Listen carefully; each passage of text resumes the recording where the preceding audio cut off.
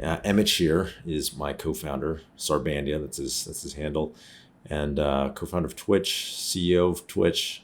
Been working on Twitch basically for the last 11 years, right? Yeah, something ridiculous like that. It's been a while. A minute and a half. I can't believe the idea is 11 years old now. Yeah, right? That's kind of insane. And if you count from when we first did game streaming, it's like from 2007, so it's like 15 years old. Yeah, 15 years old in some incarnation. You spent 15 years of your life, a full, what is that, like almost half, right? I mean, not quite half, but like maybe like 40% on figuring out how to get videos to work on the internet, video streaming to work on the internet. Live video streaming plus chat has been I've been working on live video streaming plus chat for a long, long time. How's it changed over the last? I mean, like I'm curious actually how you've perceived Twitch having changed in the last 10 years since we launched it. Like it seems like it's still kind of fundamentally the same experience. It is fundamentally the same thing. The biggest changes are all about scale and the things that emerge with scale. So there's like a meta on Twitch now. Like stuff happens and then other people react to the thing happening, and the content is like, so this happened on Reddit some number of years ago, where like the primary content was about people reacting to things other people were doing on Reddit. That became like a big piece of what was happening there. The same thing is true on Twitch now, where like people reacting to other people doing things is this like major part of what the engagement's about. So that's new. And the other thing that's new is just it's now like a job category almost. Like there's just a lot of people who earn their living streaming on Twitch, or earn a large piece of their living, even if like they're making money from several different services at once, but like Twitch is a big driver. And like there's enough of those people at scale now where they form a little industry on their own. And so you can make a business that's like selling to Twitch streamers. And like there are lots of businesses that are built around, we make stuff that Twitch streamers consume. And that's pretty new. Like it used to be, it just wasn't big enough to like actually be a segment you could build for. And it's like a buildable segment now. So it's all scale stuff really. Because you're right, the core experience is the same. Like watch some live video, chat, have some cool emotes. Like that's not the streamer reacts to you. I love the meta part of Twitch. I just realized, this is going to be embarrassing, but if you were watching the stream, I did a hot tub stream on Friday. Yeah. I don't know if I mentioned that to you. Yeah, I saw you posted about it. I didn't realize that the whole point of a hot tub stream was so that you could wear a bikini and have justification for doing that and not get banned. You did well because we have a clothing policy, and like part of the clothing policy is like you can wear stuff effectively that's appropriate to the circumstance. So if you're at a beach or in like a hot tub, you can wear a bikini or any other swimwear you want, which seems reasonable to me. And we made the rule that recently that if you want to take advantage of that exemption, you have to put it in the category that says this is for like so we can like track it correctly. Which I don't know. It seems like it's actually worked out really well. Like that change seems like it's been positive for everybody. But I love that now all these people have like inflatable pools in their living rooms. Like my co-founder is dating a Twitch streamer that he met on Twitch. And he had this setup. He had this like inflatable plastic pool in his living room, which, with good lighting and everything, it was incredible. How was that? And does it get cold? I mean, it was. I assume so. I don't know. I don't know how they heat the water. Here he is. It's in a dedicated room. It's a hot tub room. Dedicated hot tub purely room. for the hot tub. There you go. Yeah. Boom. Just to set the record straight. It's not. I'm just thinking if it's an inflatable pool, it's not really a hot tub. It's really like just a small pool. It gets very hot in there when you heat up the hot tub to like 40 degrees. Oh, I see. The whole room it's on fire. So it's like a real hot tub. It's not even like an inflatable. It's like an inflatable hot tub, like a legit hot tub, though. Not like yeah. With Amazon these days, you can get a hot tub pretty cheap. That's amazing. I love it. So, and then now like Amaranth, I saw Amaranth has her own hot tub company, or she like invested in one of these inflatable pool companies. That's amazing. I mean, you should. I actually really firmly believe streamers should like be sponsored by or like invest in brands that they love and that they actually like use themselves. Like that's always it's fine to do other kinds of stuff, but that's always the best when it's the like, you know, you are endorsing the product because you truly love it, not because you're being paid. Yeah. I mean, She would know, she put right? She would $7 know what million hot into tub this was the company. best hot tub, I suppose. Like, that's great. There's this guy, Ogilvy, who wrote about advertising, Ogilvy on advertising. If you want to know about like the advertising industry, Ogilvy on advertising is an awesome book, totally worth reading.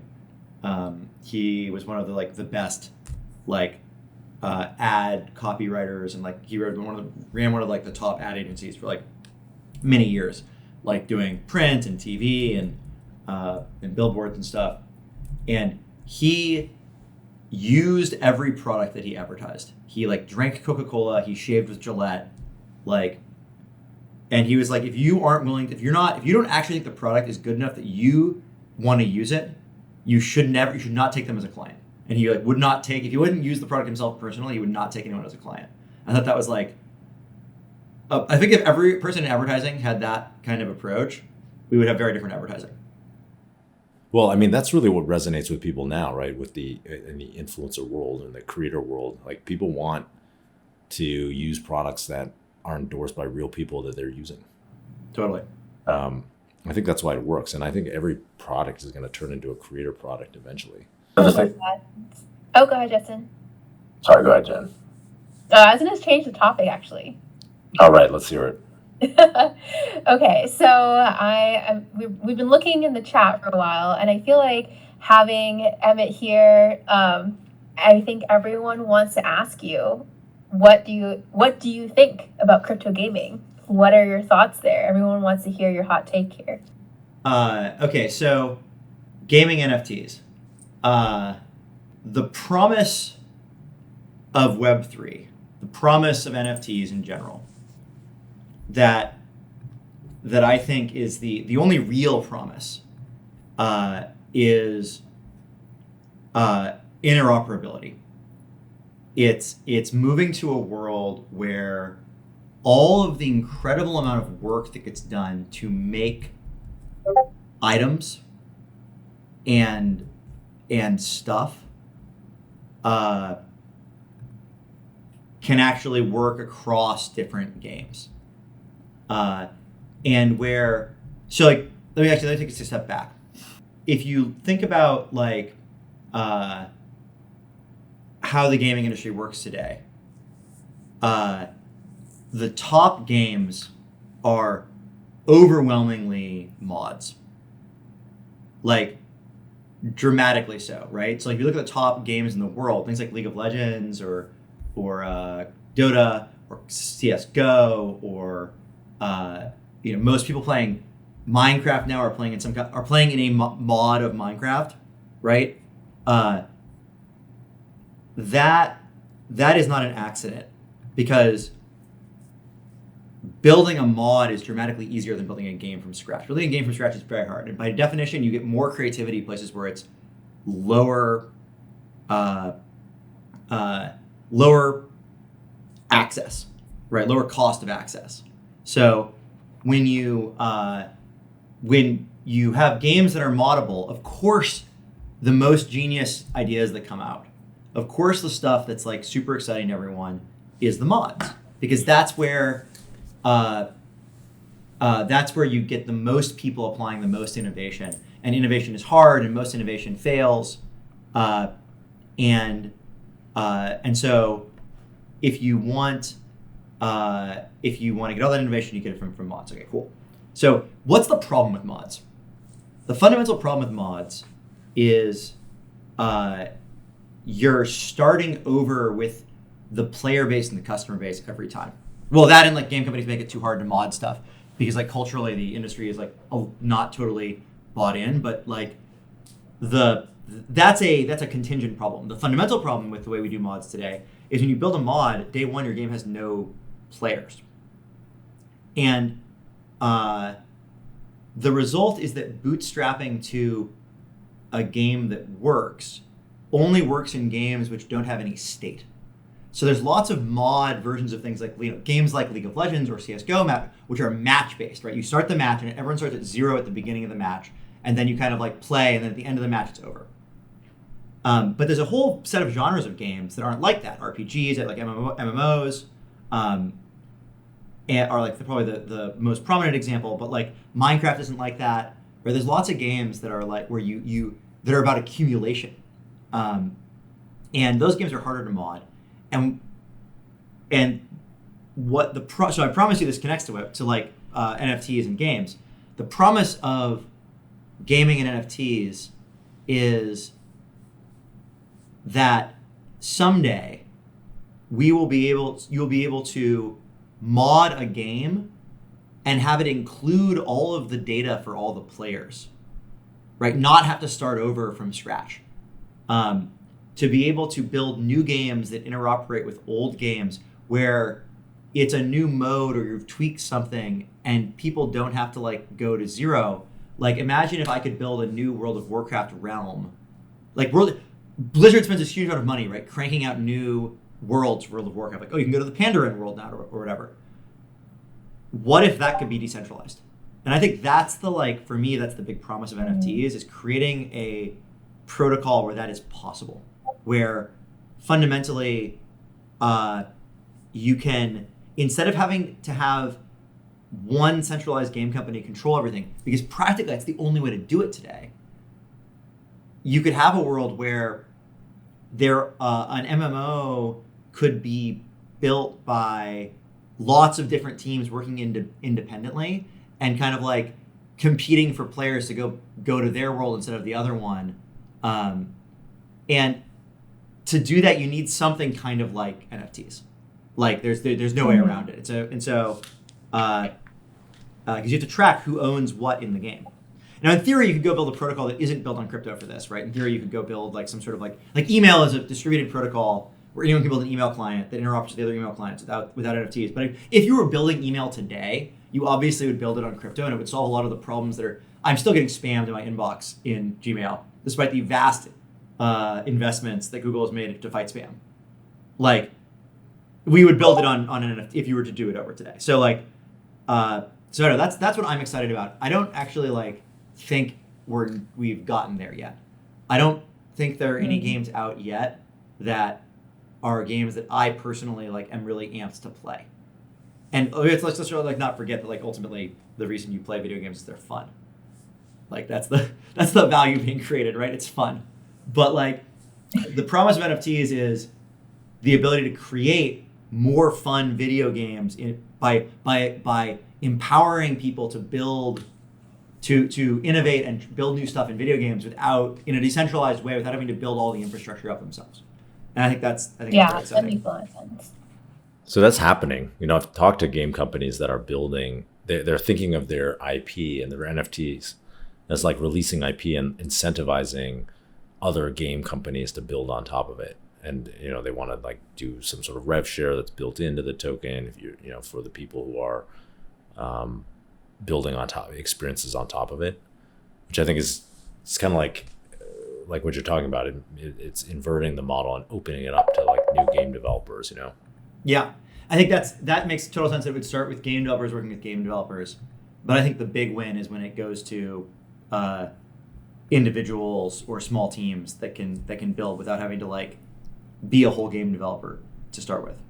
And I think that's the more distant future. Collab. Yeah.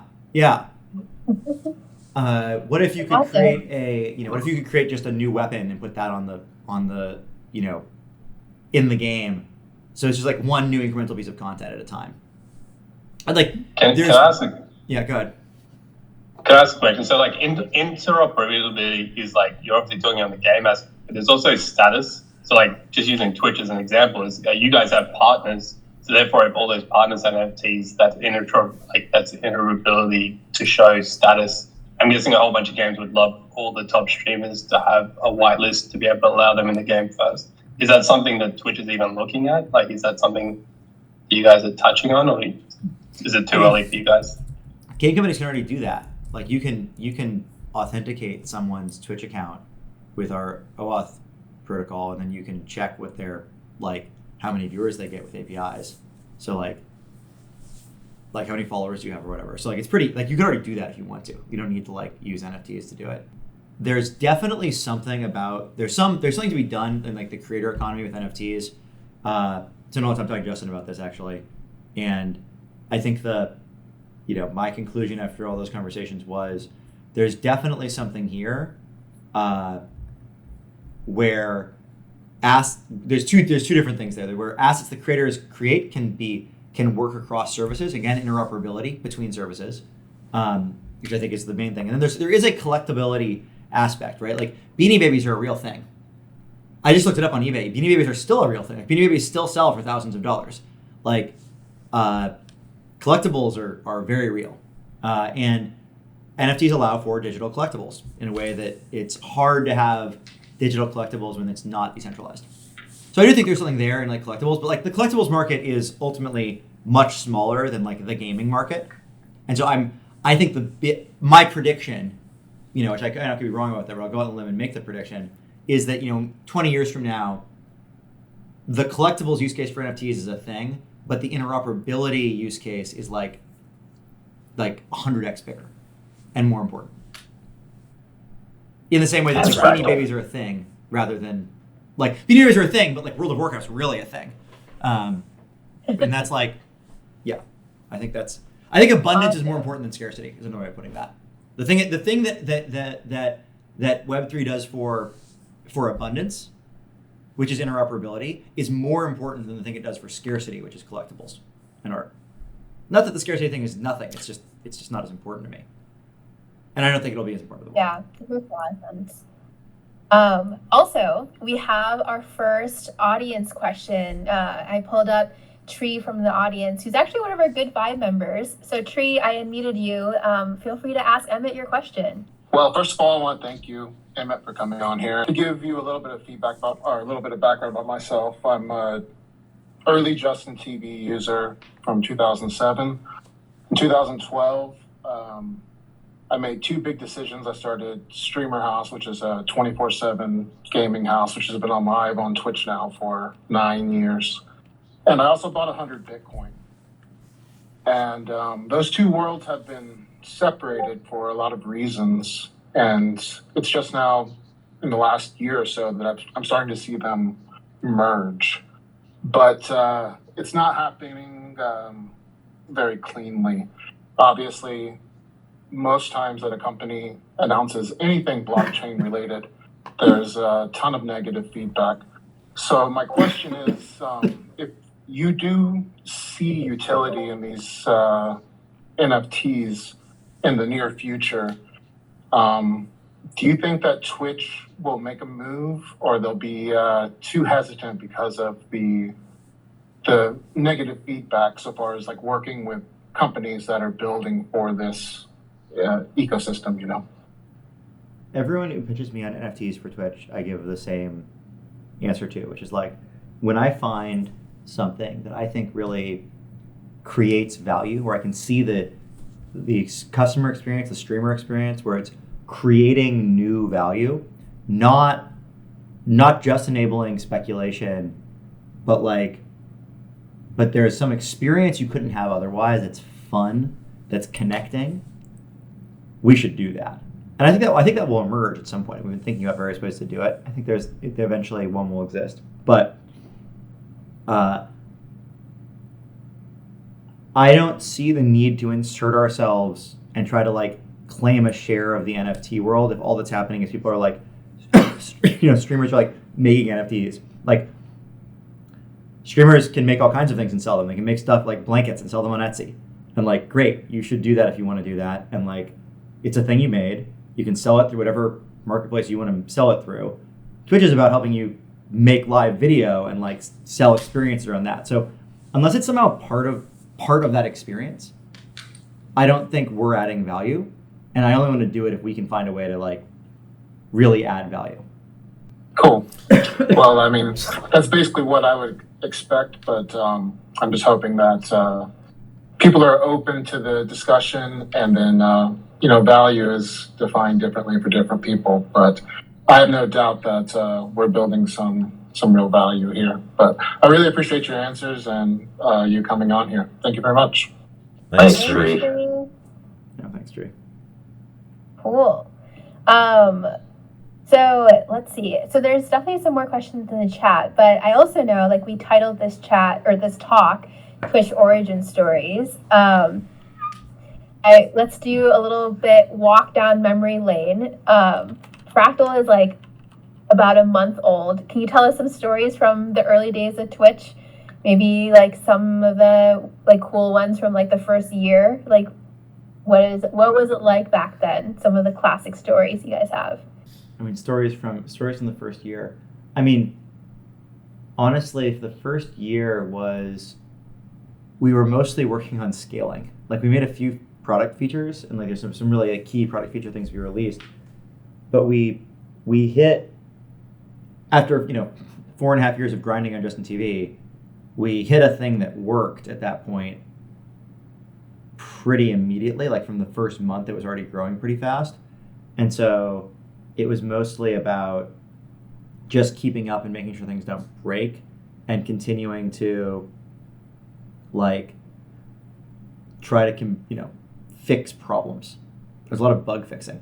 I would say the biggest, I don't know, the biggest thing, the fun thing that happened is there was all this esports stuff breaking out for the first time, and we were like kind of in the center of it, and I got to go to like esports events and like run esports events and be like, people were doing, there was like, you were like kind of a celebrity, right? Like we were powering all these esports events. Yeah. And That was kind of cool. That was great. That Yeah, was probably the most fun thing I think at that year.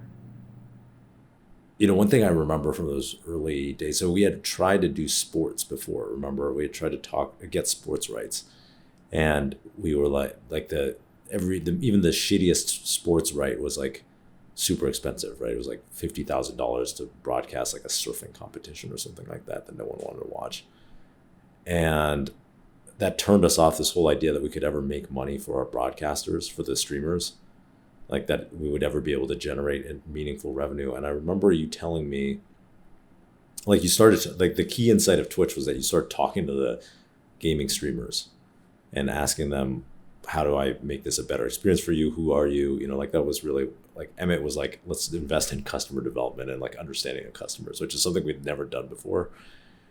And they were like, a lot of them were, you always say they wanted like love and money, right?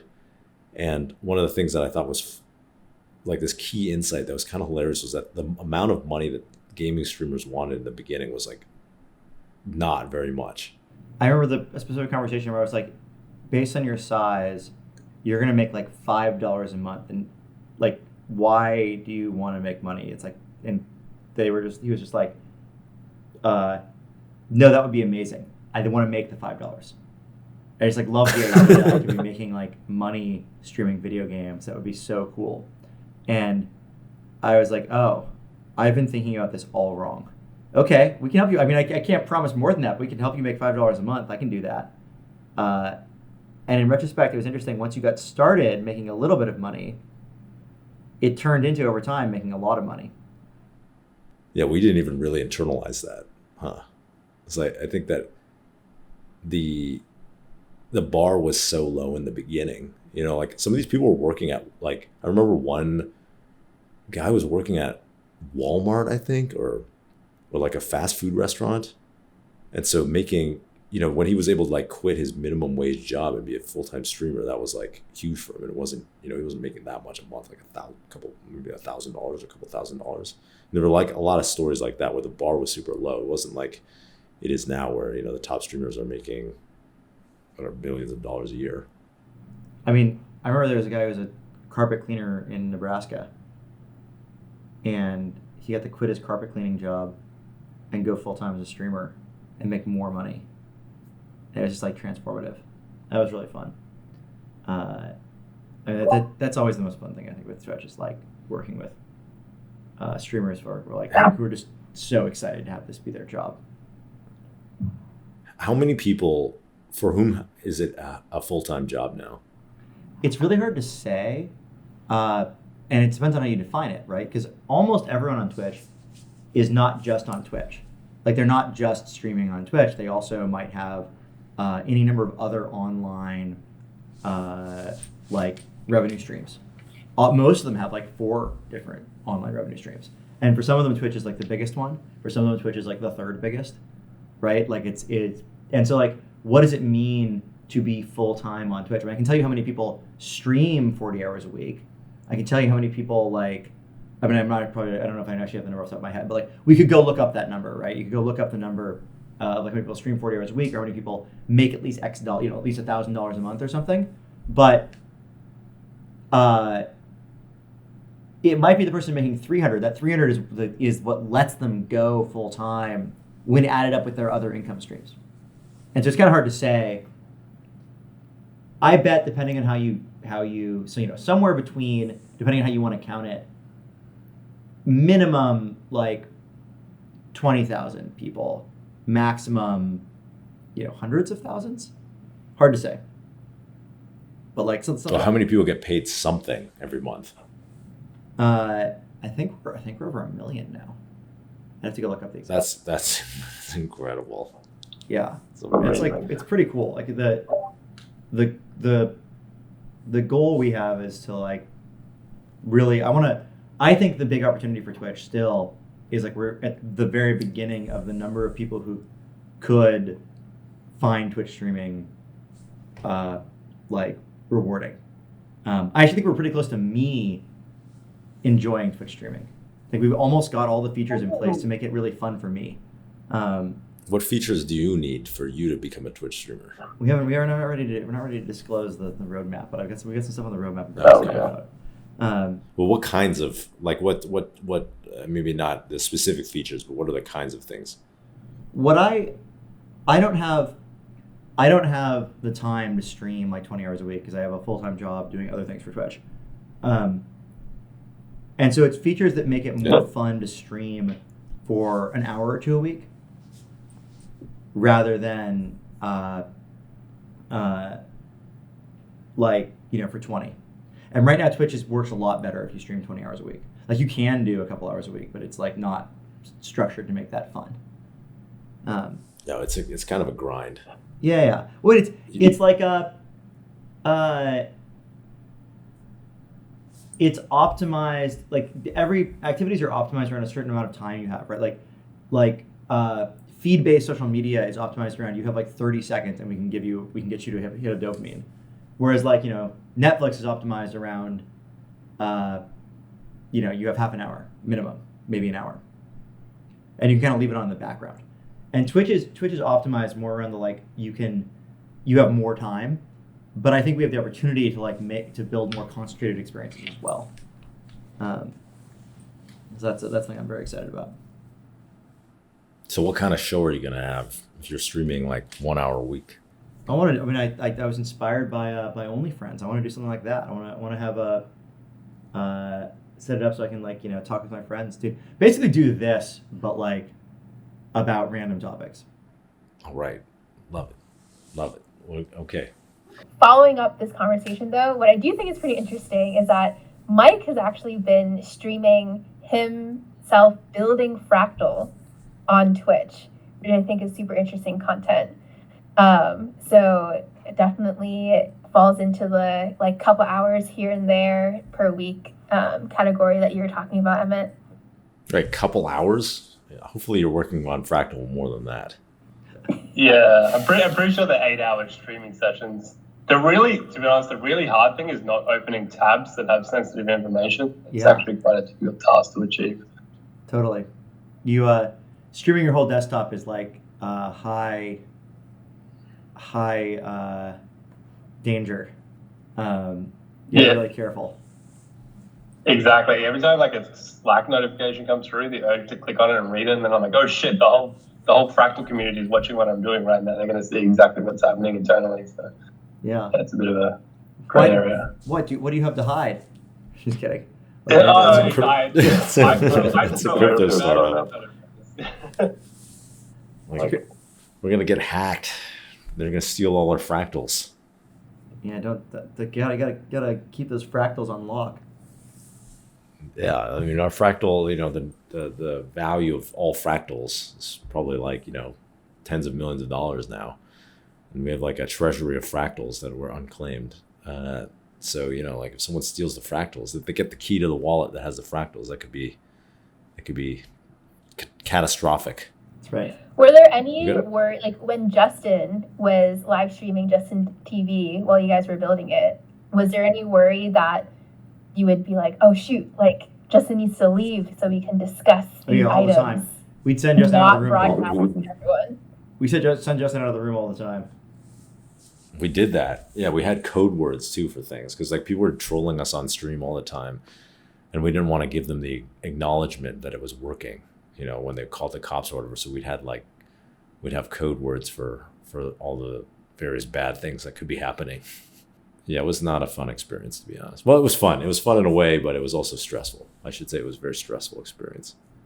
I want to know what some of these code words are. Do you remember any of them? I don't remember. Well, I remember one code word, which was for one of my co-founders who will remain unnamed,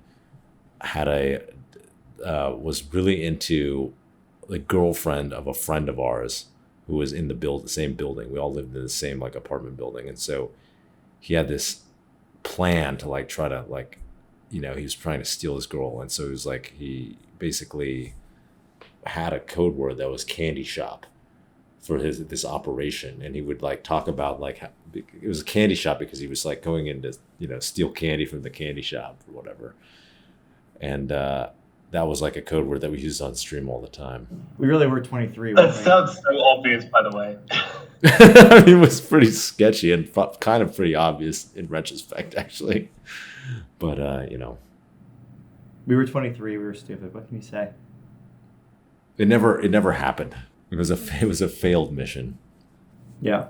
No candy shop. No candy. No, the candy remained thoroughly in the candy shop. Under lock and key. You want to tell the story of the time that you actually got, like basically someone called in? It's called. We had people call in all the time. You mean I had my phone number on the website which was also stupid. Like in the beginning, like this is before like we really knew live video was gonna be a thing, and kind of like learned the lessons of like getting swatted and all this stuff. So I put my cell phone on the website when we launched, and so that people could like call and interact, and then they just like called me nonstop until I changed the number. It was like your version of Discord DMs back in the day. Yep. Yeah, it was nonsense. Oh, okay. So more questions from chat. We actually have a few. There's one that got quite a few upvotes about economic incentives of games. So basically the question is, how do economic incentives work in the decentralized crypto gaming world? Because right now, like games make a lot of their money off of like selling goods inside the game, but how would they would they be able to make the same money if the players are like bringing their own digital goods instead of like having to buy from the game? I think there's like, you guys mentioned a couple of thoughts around this, but maybe expanding on, how would you think a game studio is thinking about the economic incentives of crypto gaming? I was just saying, generally having a secondhand market for something makes it more valuable. Like the fact you can resell a car lets you sell new cars for more money. If there isn't any used car market, cars are worth less, like new cars are worth less. So like to the degree that you can like resell stuff after you buy it, it should just allow you to raise prices. Like everything balances out in the end. I guess that's my first take is like it actually doesn't matter that much, but maybe I'm missing something. Yeah, I also think, people see NFTs as kind of this black or white thing, like you own it or you don't own it, or it's immutable or not. But I think what will eventually happen is, people will create sinks for stuff. Like if you looked at the economies of, like World of Warcraft or something like that, there were all these different sinks for gold, right? Like things that you spent your gold on, and that filtered the gold out of the economy and then made people want more. And so the same thing in dynamics can happen with smart contracts in blockchain games. And people design like sinks for the various NFTs or gold or whatever the digital assets are that people want to participate in. And I don't think it necessarily will look any different. I think in like 10 years, like a blockchain game might not look any different than like, Fortnite today. I mean, maybe there'll be better graphics. I don't know. Who knows? Maybe it'll be 8-bit. But what will happen is just instead of, you'll still buy skins, you'll buy cosmetics, you'll buy like players or whatever. But the economy will be open, and people will build experiences on top of it. There'll be more interoperability. People will you'll be able to sell or loan your skin or whatever. But it might not look, the core experience might not look that different, which is people buying primary things from, the blockchain game publisher. Imagine if for every game today, you could, that game could choose to respect any subset of items from other games. Most games would probably choose to respect a good deal of items from other games and cosmetics from other games, but they probably wouldn't do everything. They'd probably reserve some of the space for themselves, and they'd probably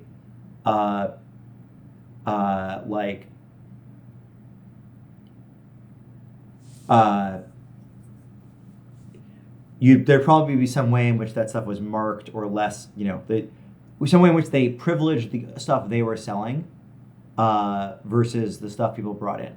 But there'd be a balancing act, right? Because you want people to be able to use their stuff also. And so I think that,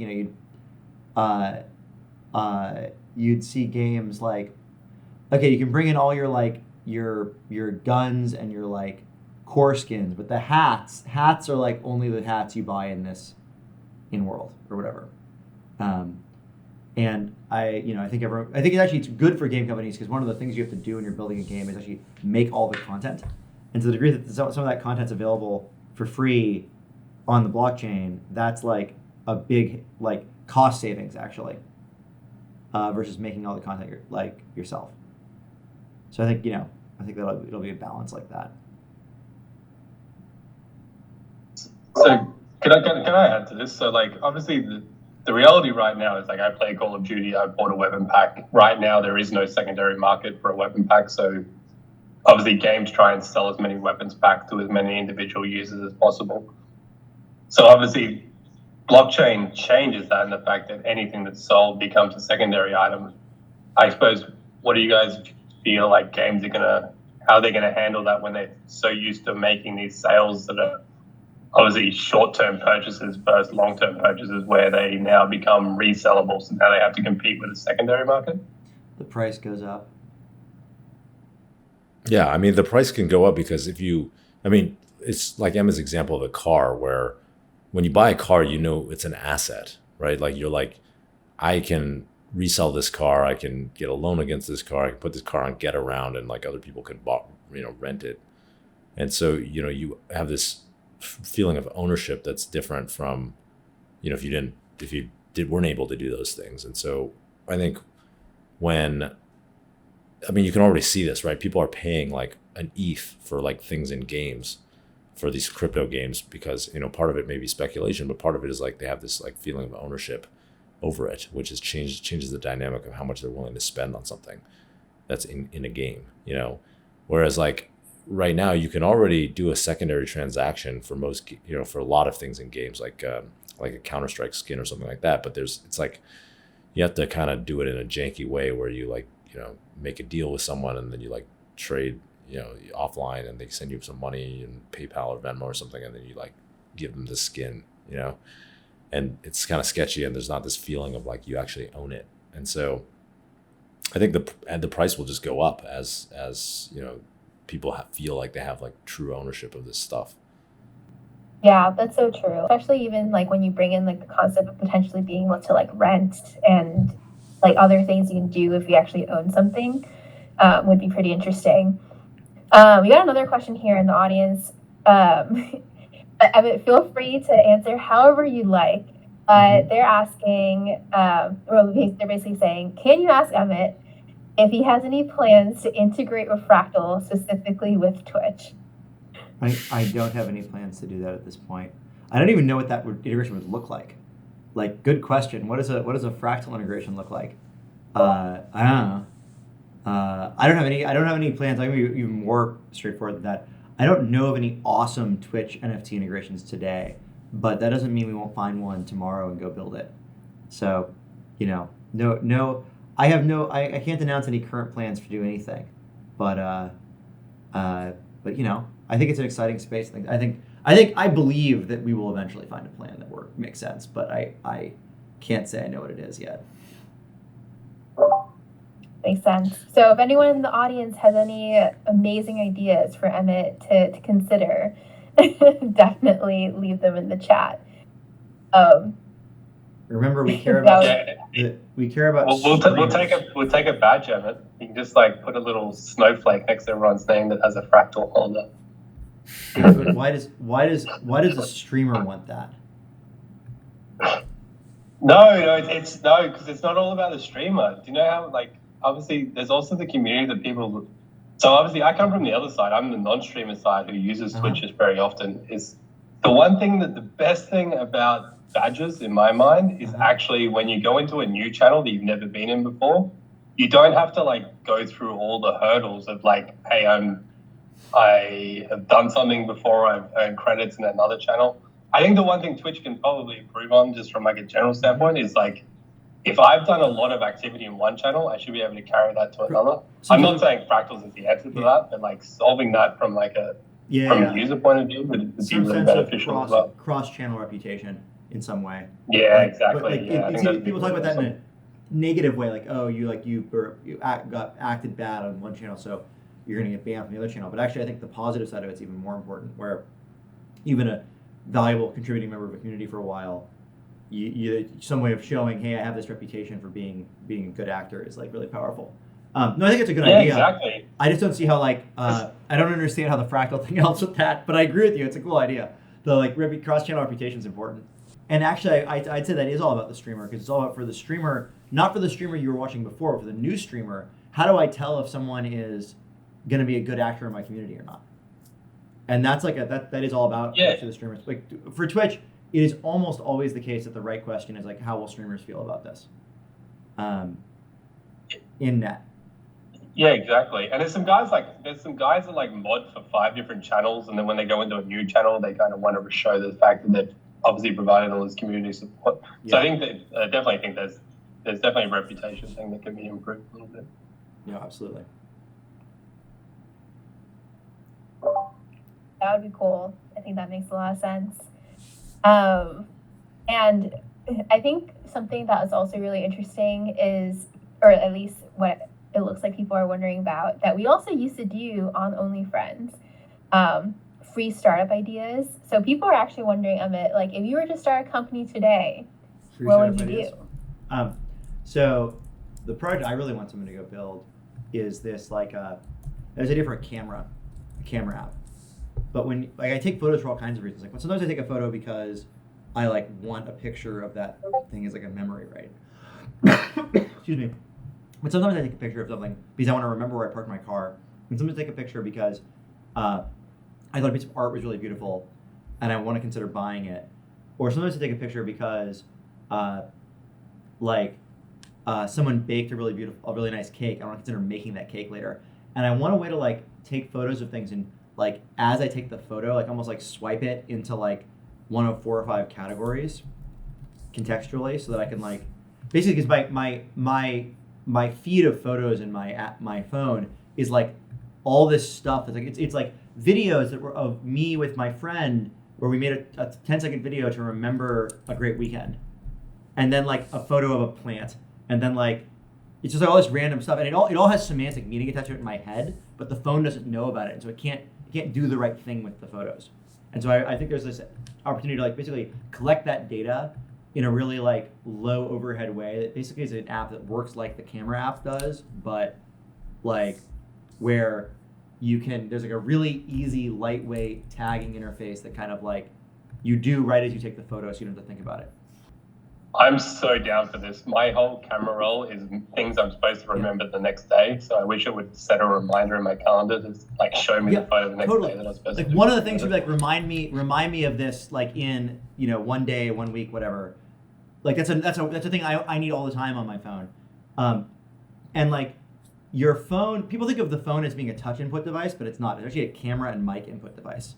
That is the thing that people use. Phones are first and foremost in many ways cameras that happen to be attached to the internet.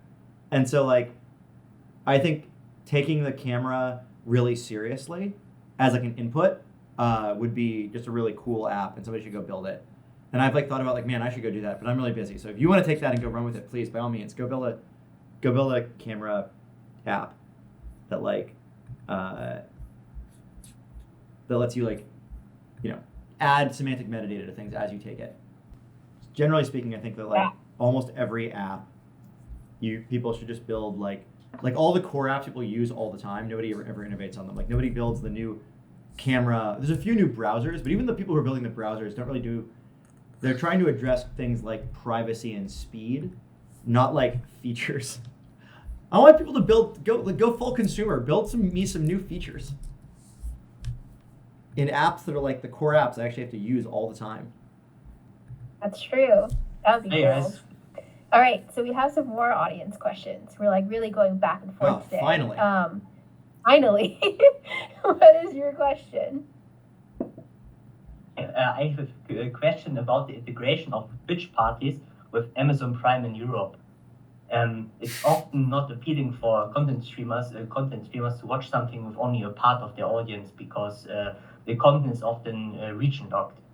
And I have the question is, are there any improvements in that area in the future?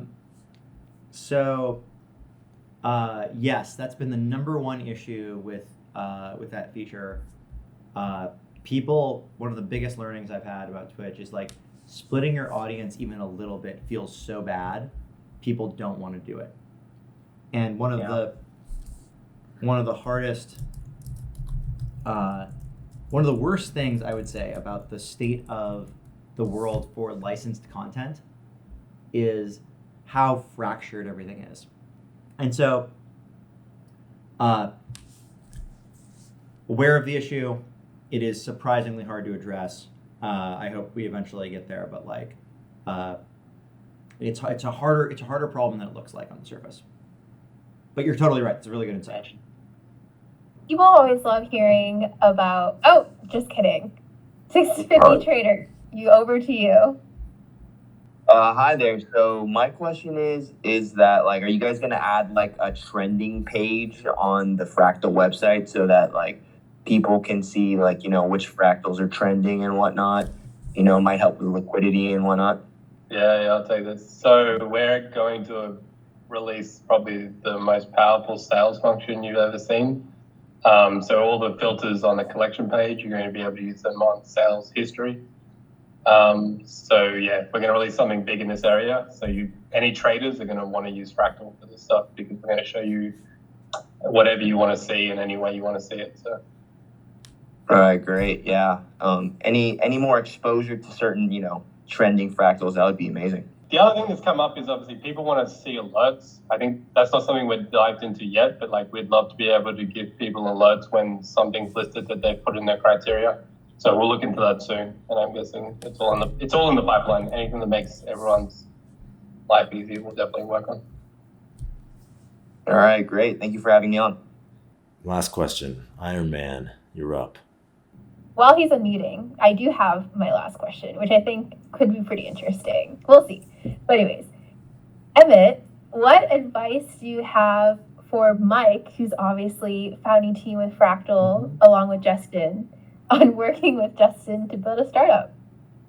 That's a great question. What advice I have working with Justin? Well, you're already a big step ahead of where we were. We're like, I feel like Justin's in more of the right role. Like we misunderstood every single, like my role, Justin's role, Michael's role. Like everyone was in the wrong job basically at Justin TV. So getting that right is really important. And I think you guys you're much closer this round, thanks to more years of maturity and comprehension on Justin's part. I think he knows what None of us when we got started like we didn't know what we were supposed to be doing then. So I think that's a big one. I mean, I so doubt Justin's just supposed to be this sexy hot tub face, is what you're saying. I Exactly. doubt I can tell you anything you don't already know. But I mean, the best way to make use of Justin is like take advantage of his endless energy for things he's excited about, and like find a way to leverage that to go with the energy instead of trying to like channel it into a specific thing that's like the thing that has to get done.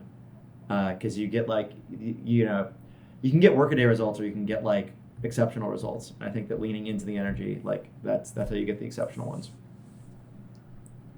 Well, I think that's true for most people, but I think it's particularly true for Justin. That's awesome. Mike's taking notes. While Mike is taking notes, we have our actual final question from Iron Man. So please go ahead. Hi everyone. I'm glad to be here.